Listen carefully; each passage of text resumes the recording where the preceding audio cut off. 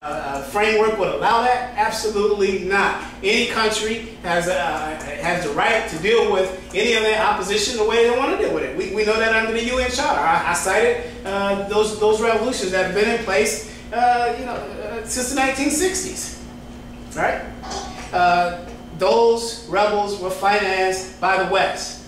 They were financed by the West. They were given military support by the West, material support by the West. And that's how the uprising starts. So then Gaddafi turns his military, just as Barack Obama would do, or any other president of the United States would do, just as Sarkozy would do in France, right? Turn their military on an uprising domestically. And this is where, this propaganda starts to flow to justify this invasion. We saw the same framework and the same word game played where? Iraq. Saddam Hussein is, he's killing his own people. This is what they said, right? Yeah, he may have been, putting down an uprising with the Kurdish. But we know, obviously, that, as I stated, Saddam Hussein was first financed by the West. He was their boy over in the Middle East. It was the United States that supported Iraq and the Iraq-Iran war. We know this clearly. They financed and they armed Iraq in that war. So, so this whole premise of humanitarian aid or coup d'etat, as Muslim Street so duly reported the 4th of August, and you can go to our website and look at that article. And at the same time, former Congresswoman Cynthia McKinney, who ran for president on the Green Party ticket in 2008 with a vice president of another black Puerto Rican woman, Rosa Clemente, whom I supported, right? Because I support principle over skin color. You can play that skin game if you want to. I saw how black people were doing, running up to Barack Obama's election. And that's cool. We're going to hit us a black president. You couldn't even debate that subject. You couldn't debate any of his principles, any of his conclusions. Nothing, right? We're black people in America. Why? Because we caught up in the skin analysis. Right? Not principles and policy. So, you can debate that with black leadership. I have respected black leaders who I respected and have used as mentors for decades, who you cannot even debate that with. If you don't support Barack Obama, you're a sellout and a traitor to your race. Really? Now who's getting the laugh? Who is getting the last laugh when Barack Obama, a son of Africa, a darling of the African people. I was in Africa when Barack Obama was elected. And the hope that the Africans had from one end of Africa to the other of his election was monumental, right? They had hope that things were going to change, right? That it would be a new day.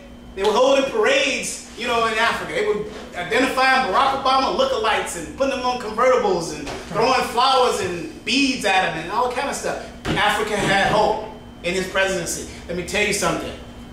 I visited Africa during Barack Obama's last 2.5 years, and I visited there 6 times. The hope is gone, down to 0. All the goodwill faded away. In this last issue in Libya, forget about it.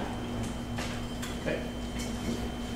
Any other questions? Yeah, just to your point of America defending their own soil. We saw what happened to the Black Panther movement. People came and who did they assassinate his woman, his girlfriend? The president. Okay, so those kind of instances. And if they were to even invade a country, you had country like Yemen. Yeah. Yemen was still had the same, and Syria right now is having the same problem. But just like Malik pointed out, it's just a case of interest. We saw the same thing going on with Baghdad and the Ivory Coast. When the French, when he came to power, the French had more than 80% of the resources went to the French, and he couldn't cut it in half. Say, we're getting 50 and I'm getting 50. They say, we're going to keep you up. Yeah. Same thing went on, if you remember, Malik, in 1998, 1997, with Pascal Lissouba of the Congo. He was elected president 6 months before the election. President Chirac of France said, if I have to kill the Congolese people, I'm going to have to kill them so I can get my oil. That's it. They came 6 months before the election, they kicked him out and they put somebody else who's still president. And of course, we've seen that 2 million people dead in the Congo, and nobody even raised a tear about it. And today, and even recently, the rebels, because you know, a lot of people, Gaddafi were using a lot, because a lot of the people of the other African countries, like when this was going out, they love Gaddafi for what he did for Nelson Mandela, and what he did for other African countries who were trying to get. He had a satellite. He was trying to get a satellite for the African continent, and so that Africans could not depend on other countries. But right when the rebels took power, CNN is going to say, he's not going to say, just because some African people coming from the other African countries, you have black people from Libya who are getting killed because they were thinking like they love Gaddafi. Black Libyans born in Libya, they were getting killed. Still, people are not talking about the fact that, I mean, we have to be careful what we say about the rebels because it's just a handful, a small group. And they are attacking African people, black people. I mean, it's wholesale black slaughter that's being taken place, and the people who say they fight against Mr. Gaddafi, it's really the Americans. I mean, because without the Americans, there wouldn't be any response. Now, the United States has found itself in a pickle, and that pickle is, oh, well, we seem to get rid of him, but we're missing 20,000 missiles. I mean, surface-to-air missiles. They don't know where they are, all right? That's a greater pickle for America because they're going to understand that while you think you got rid of somebody that's really bad, really he is not bad at all, you're bringing up the real terror, all right? And America continues to make that same mistake because of arrogance and greed. You know, and that's something that needs to be looked at and understood. It's a terrible thing. My question, changing the subject too much. You mentioned about the Berlin Conference. Now, I mean, everybody heard about it in history books and whatnot.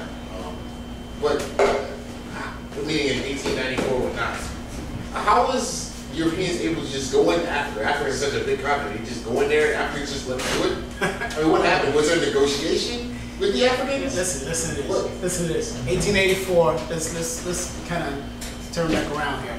1884, what is the state of Africa? Africa saw its last empire fall on the eve of the 16th century. Right. Then, at the same time, Africa's last empire falls, Mali. We see 310 years, or 3 millenniums of the African transatlantic slave trade. Right? We see this from the 1600s. I mean, the 16th century, 17th century, and 18th century. The African intelligentsia, right? Craftsmen, doctors, right? Griots, teachers, being extracted out of Africa, made to serve as slave labor, free labor, all around the European and the Americas. Right? What condition is Africa in to fight off an onslaught of the biggest military mights in the world? Absolutely nothing. They didn't have anything to fight them off with. He who has the biggest guns wins. If we don't know anything else, we know that. Yeah. Well, what about Vietnam? Well, you know, the United States didn't do anything in Vietnam. Yeah, many would argue, even though the United States lost over 55,000 soldiers in Vietnam, they killed millions of the Southeast Asians. You know. And look at their relations economically with the Southeast Asians right now. So, but yeah, I mean, obviously there's strategic wars that can be won by people we know that they get chased out of Afghanistan. But again, these are economic wars. They went to the Berlin Conference with an economic interest in mind. They remapped Africa, they remapped the rest of the world. You know, the British carved up their piece, the French took their piece, the Germans took their piece, the Dutch took their piece, the Americans took their piece. You know, and just to find out where the residue of that, go travel anywhere in Africa now, see what language the people are speaking. Why the Senegalese speaking French? Why the Moroccans speaking French? You go to Rabat, the capital. Bonjour. Not salam alaikum. Bonjour. I say, what bonjour, huh? This is incredible. In the Maghreb. Algeria, French. Libya, controlled by the Italians. The Italians! Of all people.